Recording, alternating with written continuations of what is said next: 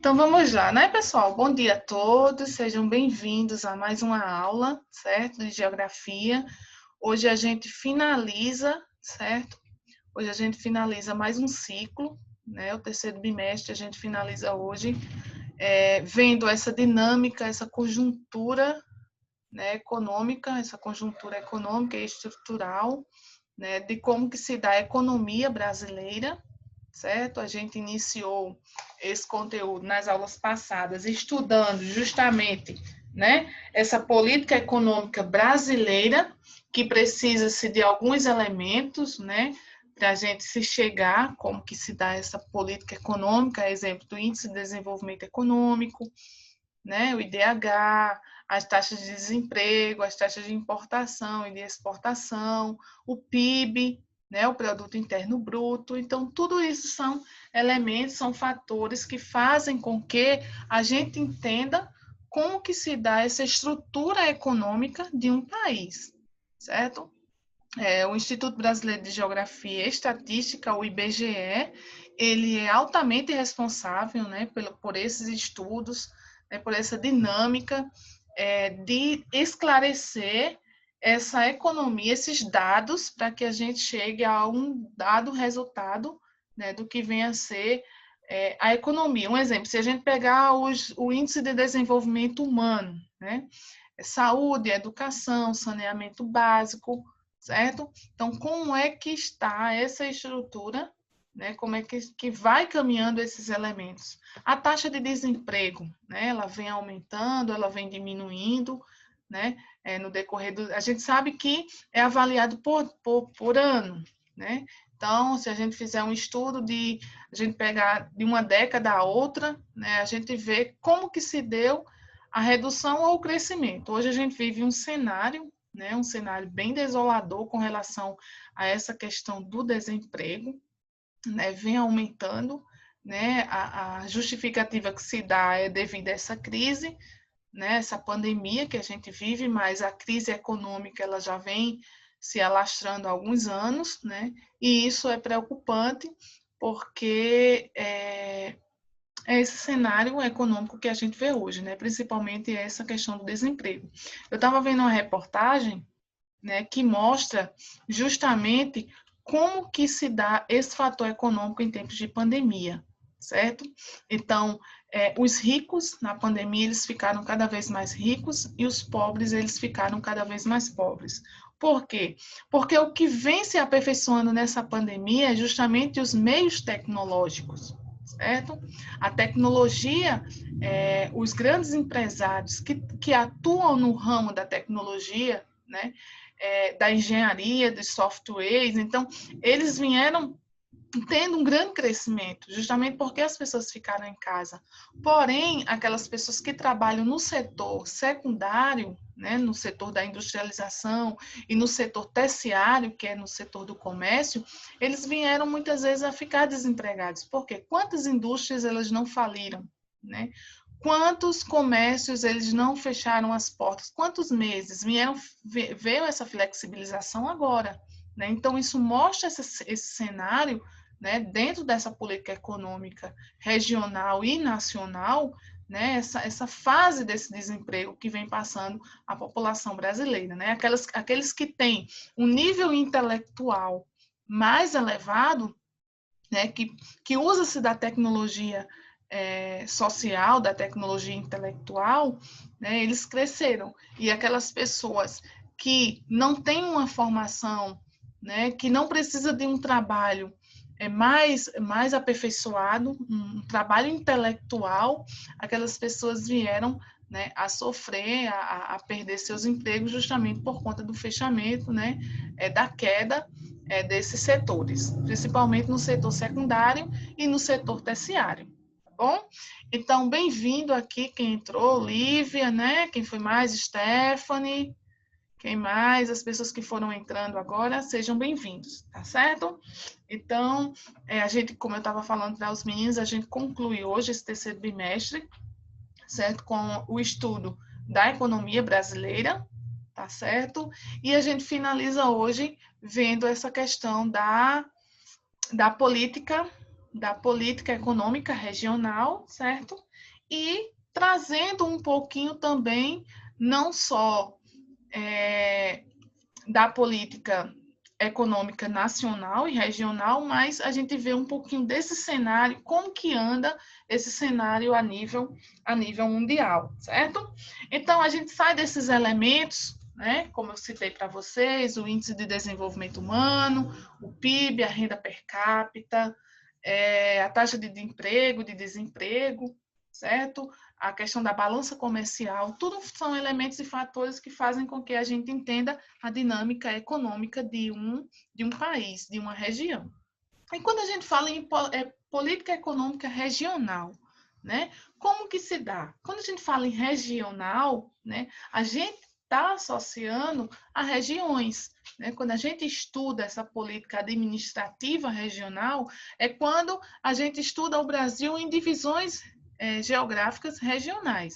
A gente pode seguir a lógica, né? A gente pode seguir a lógica do IBGE, né, que dividiu o Brasil em regiões geográficas, Norte, Nordeste, Sul, Sudeste, Centro-Oeste. Podemos seguir a lógica das regiões geoeconômicas, né? E podemos seguir a lógica de Milton Santos, que é a região concentrada, né? Onde ele usa-se do meio técnico, científico e informacional para estudar essas regiões, essa região geográfica, principalmente atrelando, Milton Santos ele vai trazer esse processo tecnológico, né? Esse avanço industrial, esse avanço tecnológico dentro dos setores da economia brasileira. Certo? Então, estudar política econômica regional, né, é estudar justamente o desenvolvimento dessas regiões em diferentes partes do país, né?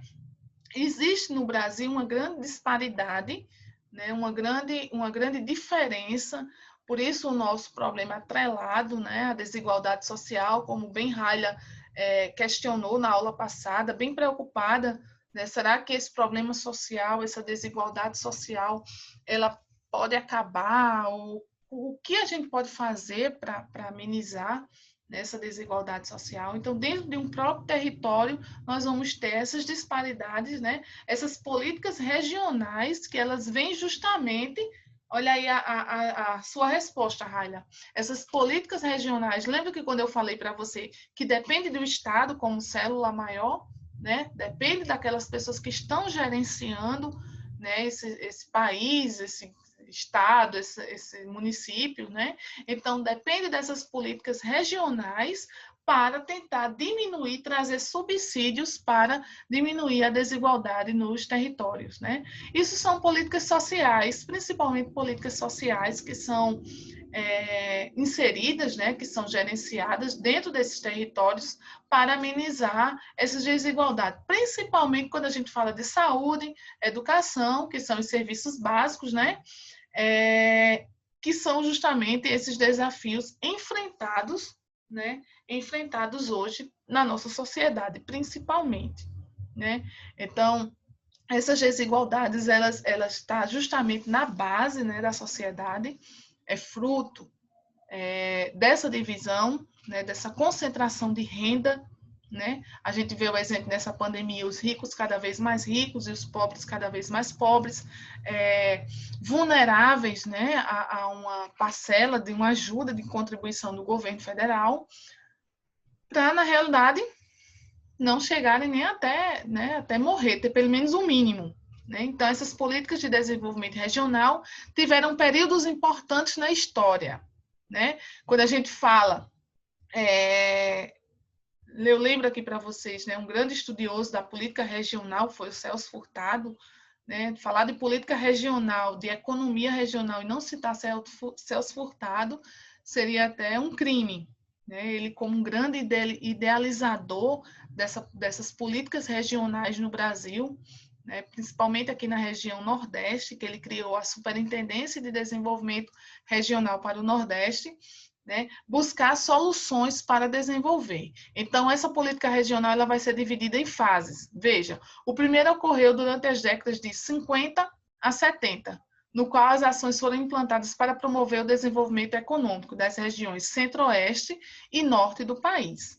Certo? Então, nesse período ocorreu a construção de Brasília, veja lá, né? A gente lembra muito segunda fase, né, da terceira fase da Revolução Industrial, né, a construção de Brasília com Juscelino, e isso veio trazer um desenvolvimento para a região centro-oeste, né? Se tira o poder, o poderio político, né, administrativo, Brasília, por ser uma cidade administrativa, do Rio de Janeiro, e ela vai de 56 a 60, que é quando é construída Brasília, principalmente, né, vai ser o centro administrativo do Brasil. A transferência de capital federal para a região centro-oeste e principalmente a criação da Zona Franca de Manaus, isso é industrialização, certo? Então, a região norte, em 57, logo em seguida, ela vem ser desenvolvida com a criação da Zona Franca de Manaus, um polo industrial, né, que vem desenvolver. A gente sabe que a região norte é uma região que tem muitos gargalhos, muita deficiência com relação ao desenvolvimento, né? A sua questão de localização, de difícil acesso, né? A gente vai ter mais hidrovias do que a circulação de carros por vias terrestres, né? A população ela não tem um desenvolvimento tão intelectual como as outras regiões, né? Apesar de ser uma região rica em biodiversidade, mas aí se cria-se essa Zona Franca de Manaus, principalmente em Manaus, né? Que é a capital, para desenvolver essa região. E o segundo, né, a segunda etapa desse processo de política regional foi justamente na década de 2000, com programas sociais de alimentação, redução da mortalidade infantil e transferência de renda para a região nordeste do país. Então, se criou nesse período aí de 2000, dentro dessa política regional, quando entra um governo populista, né, que ele visa muito essa questão do desenvolvimento, acabar com a fome do país, então ele cria-se esses programas sociais, né, esses programas sociais, principalmente de alimentação. O Fome Zero, né, quem nunca lembra do Fome Zero, Bolsa Família, que é um programa que ele vem, né, até hoje, né, houve-se boatos que o atual presidente ele tem um tempo, vai cortar ou reduzir, né? Enfim. Então, se a gente não sabe, porque existem projetos, né? Existem projetos que o Senado e a Câmara eles aprovam por um tempo determinado. Ela é uma política pública, né? Então essa política pública ela tem prazo, né? Foi como aconteceu agora recentemente com o Fundeb dos professores, né? Lula ele deixou assinado até 2020, né, até para 2020, 2021, já para acabar no próximo ano, e que o Senado, junto com o Congresso, se reuniu, né, para prolongar mais esse Fundo de Educação Básica, certo? Que vem justamente valorizar o ensino do professor. Porque o que acontecia? Até isso era diferente, pessoal. O que o professor do Nordeste ganhava era diferente do que o professor do Sul, do Sudeste ou da região Norte ou Centro-Oeste ganhava. O piso salarial, eles eram diferentes por regiões geográficas. Então, isso mostrava o quê? Que quanto menor desenvolvida aquela região fosse, o professor ganhava menos. Então, acho que foi no governo de Lula, se eu não me engano, que ele equiparou o piso salarial. O que um professor ganha em uma regiãozinha aqui, uma cidadezinha aqui do interior da Paraíba, né, digamos aqui em Bananeiras, se ele tiver nível superior, se ele tiver nível pós-graduação, ele vai ganhar no sul do país, certo? Então, ele equiparou isso é um tipo de política pública, certo? E para acabar justamente com esse problema de desigualdade social no Brasil. A gente sabe que, infelizmente, ainda existe uma grande disparidade, né, em regiões do norte para o sul, né?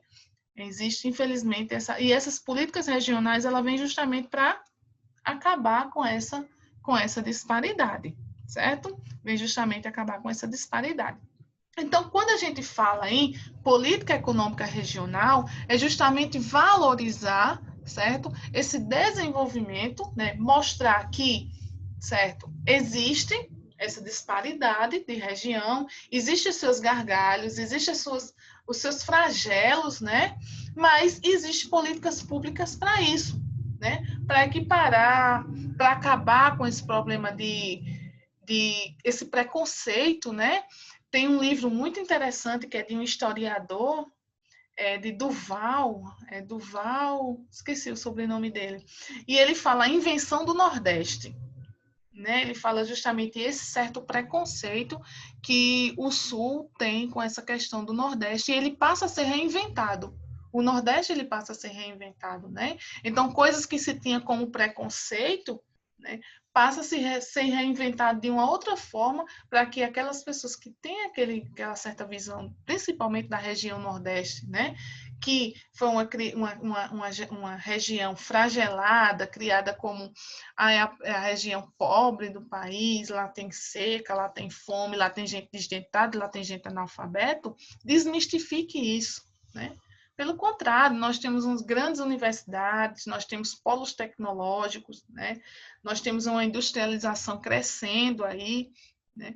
Tem suas dificuldades? Tem seus gargalhos? Tem, né? Como país, né? Faz parte do território brasileiro, né? Essas desigualdades sociais, mas a gente usa essas políticas públicas para quebrar com essa desmistificação e fazer com que o país ele desenvolva, né? Ele não só cresça, porque quando a gente fala em crescimento, a gente está atrelando muito o valor econômico, certo? A gente está pensando muito no PIB, a gente está pensando muito nesse valor econômico agregado, mas a gente quer que aquela nossa região, que o nosso estado, que o nosso município, né, que o nosso Brasil, ele se desenvolva, porque a partir do momento que eu falo em desenvolvimento, não estou só levando a questão econômica, estou levando a questão social, ambiental, cultural, histórica, certo? Toda essa questão, essa conjuntura estrutural.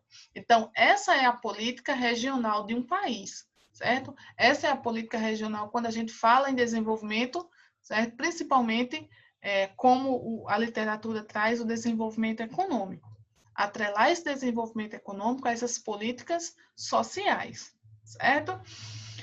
E daí a gente finaliza, né? A gente finaliza esse entendimento dessa política econômica, né? Trazendo um pouquinho, certo? De como que é essa política econômica mundial, certo? Assim como existe dentro do território brasileiro essa disparidade de regiões econômicas, né? Regiões do norte para a região sul, certo? Para a região nordeste, dentro da política econômica mundial, também nós vamos existir essa dicotomia, principalmente entre países emergentes, né? Como é o caso do nosso país, por mais que o Brasil, eu estava vendo, dentro dos recursos energéticos, né, o Brasil ele é um país que se destaca em primeiro lugar, certo? Na América Latina, na América do Sul, com relação à sua importância dos seus recursos energéticos.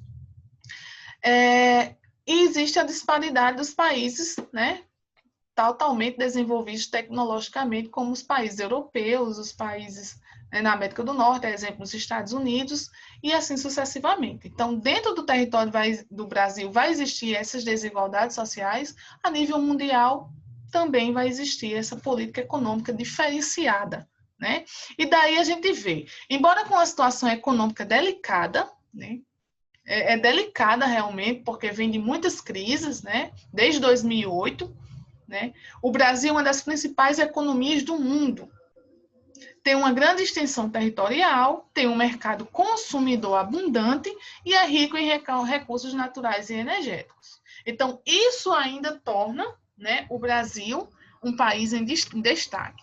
Apesar das mazelas, que se a gente pega a economia, né, se eu não me engano, o Brasil é a 7ª economia do mundo, 8ª, e índice de desenvolvimento humano, quando a gente fala de saúde, educação, saneamento básico e transporte, ele está na posição mais de 100, né?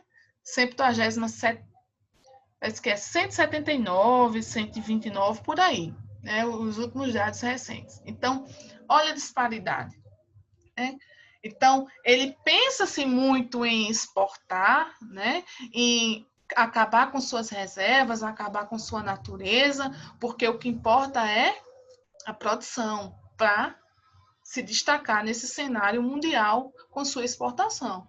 A exemplo da soja, da laranja, né? A exemplo do gado bovino, da carne suína, né? Da avicultura, ou seja, da agroindústria, né? A agroindústria ela vem crescendo exponencialmente nos últimos anos, é um setor que vem crescendo bastante, né? Então, isso torna justamente o Brasil em destaque nesse cenário, né? Mas se a gente traz para o índice de desenvolvimento humano, é vergonhoso, né? Então, como é que pode um país que ele produz tanto, né, é um país que mata de fome, né? Olha a disparidade, né, social dentro do seu país, né? É um país que produz, um país que exporta, um país que tem a sua sétima economia, mas é um país que mata todos os dias de fome. A fome mata. A fome mata no Brasil hoje bem muito mais do que a violência. Então, isso é um dado totalmente preocupante, né? O desemprego está atrelado também a essa fome, a falta de oportunidade, essa divisão, né? Essa crise conjuntural e estrutural, principalmente. Então, isso torna o Brasil, por mais que seja rico em recursos energéticos, em recursos naturais, né? Tenha um mercado consumidor, né? Exemplo dos países asiáticos, que são os nossas relações comerciais, né? A China, o Japão, os Estados Unidos também é um parceiro nosso de comprar os nossos produtos, mas a educação e a saúde, principalmente a saúde e a educação, né? Ainda está aí a desejar. Certo? Então, o que a gente pode ver mais a nível mundial? As potencialidades naturais não são os únicos critérios para a inserção do país no mercado internacional. A gente sabe que os nossos recursos naturais são muito visados, né? Muito visados. O nosso ouro, o nosso urânio, o nosso petróleo, né? Por mais que existam países aí, os países da Arábia Saudita, né? Que são muito ricos também em petróleo, mas a gente tem que ver que o petróleo ele é um recurso não renovável, né? Quando a gente for estudar energia especificadamente, a gente vai ver, né, que o petróleo ele é um recurso não renovável e que ele se destaca, acho que é 39%, ele está, né, dentro dessa categoria de consumo, de produção, certo? De produção no território brasileiro. Então, tem essa funcionalidade, tem essa importância desses recursos hídricos, desses recursos naturais, porém o desenvolvimento assim econômico, né, atrai justamente essa atração do capital estrangeiro. Como? Lembra quando a gente vê industrialização, a gente estuda a luta, né, a questão da guerra fiscal. Né? E quando a gente fala em guerra fiscal, é justamente essas vantagens, né, que essas empresas transnacionais, né, principalmente essas empresas estrangeiras, elas vão ter dentro do nosso território. Como? Isenção de impostos, doação de terrenos, a vantagem da infraestrutura, né? Vem trazer uma grande empresa para uma região, uma grande indústria, né? E o prefeito daquele município, o governador disse, ó, a infraestrutura deixa com a gente.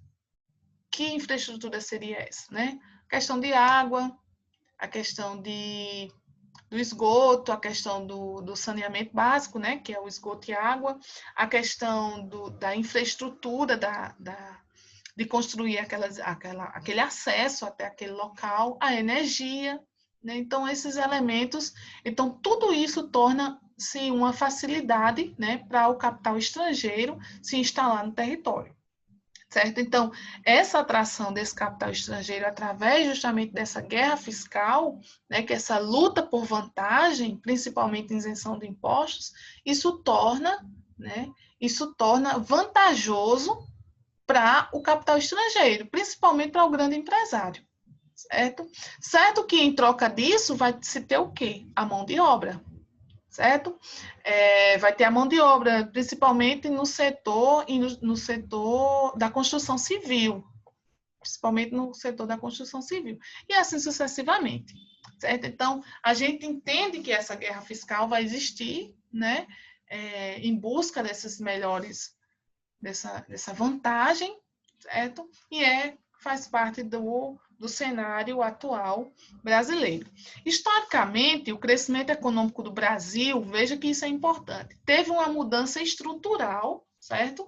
Durante a década dos anos 60, com o processo de desenvolvimento industrial. A gente sabe que esse processo industrial vem crescendo, né? A gente entra dentro das fases da industrialização brasileira, desde a primeira fase da manufatura, né, até a quarta fase, que é a fase do tecnicismo, a fase da tecnologia, né, a fase das privatizações, a fase das terceirizações, mas a gente inicia, né, com esse processo na década de 60, que busca se desenvolver esse desenvolvimento industrial com uma série de medidas, né, que passaram a associar os capitais privados nacionais com os estrangeiros. Então, houve uma questão importante nesse sentido, né, do capital estrangeiro. E daí, né, nesse final da década de 70, né, entra-se os capitais através de empréstimos, a gente tem aí quem, né, nesse cenário, certo? Renatinha, como que os impostos afetam no crescimento econômico? Só um minutinho, viu, Raia? Então, se eu só terminar essa fase em 1960. Então, essa questão desses empréstimos, né, dos capitais estrangeiros, impulsiona essa produção industrial através justamente dessa isenção, né, desse capital, que é dessa injeção desses valores econômicos que são gerados, certo, através de divisas para enfrentar principalmente um período de recessão. Então, quando a gente fala que um país ele está em recessão, né, é quando a sua economia ele vem caindo, né? E isso aconteceu no Brasil, né, nessa década de 60, na década de 80 também, certo? E vem acontecendo hoje no Brasil. O país passa por um processo de recessão. É justamente quando a sua economia ela tende a cair. Tá certo? E com relação aos impostos, né? Como entra a questão dos impostos? A gente sabe que os impostos, eles são uma forma geradora, né, de dar subsídios para que aquele setor, ele permaneça de pé, né? Então, a questão de Ralha, cadê Ralinha? Ela perguntou no sentido, como os impostos afetam o crescimento econômico, né? Então, se eu não tenho uma geração eu tenho, pronto, que a gente pode ver aqui agora, né? O cenário atual do Brasil, Ralha. Como é que está o processo industrial? Né? Como que está o setor terciário, né? O secundário e terciário? Muitas empresas, elas vieram a falir. Então, se essas empresas fecharam, elas não pagam impostos, né? Então, isso vem gerar o quê? Divisas para o Estado. O Estado, ele passa a arrecadar menos. A gente sabe que do jeito que o Estado ele vive em cima, né? Ele se sustenta, certo? Que ele tem uma porcentagem de arrecadação, de entrada, né? De recursos, mas ele se segura em cima dessas arrecadações e os impostos é uma delas. Né? Então, se eu não tenho uma geração de emprego, se minhas indústrias fecham, se o meu comércio fecha, eu não vou estar gerando impostos para o Estado. E com isso ele vai estar arrecadando menos. Então, se ele arrecada menos, ele também vai o quê? Vai gerar menos, né? Ele vai ter menos recursos para a saúde, ele vai ter menos recursos para a educação, né? Porque tudo isso gira em torno, né, da capitalização desses impostos, certo? E como que entra a questão desses impostos também na guerra fiscal? Né? A guerra fiscal é justamente uma vantagem dessas empresas internacionais, né, de o Estado não cobrar impostos. Né? A empresa vem, se instala, aí o Estado ele não cobra impostos, ele não cobra IPTU, que é uma forma de imposto, né? O ICMS, toda essa coisa que tem dentro do fator industrial. E para quê? Para trazer desenvolvimento para a região. Você quer um exemplo? Aqui na região de Bananeiras, principalmente nessas regiões turísticas, né? Principalmente que envolve aqui a região do Brejo, houve-se um estudo que, quando foi se lançar esses condomínios, né, o prefeito atual da época deu uma isenção de impostos. Né? As pessoas vinham, né, os condomínios mais antigos, né? Tinha uma isenção de impostos, digamos, de 2, 3 anos, certo?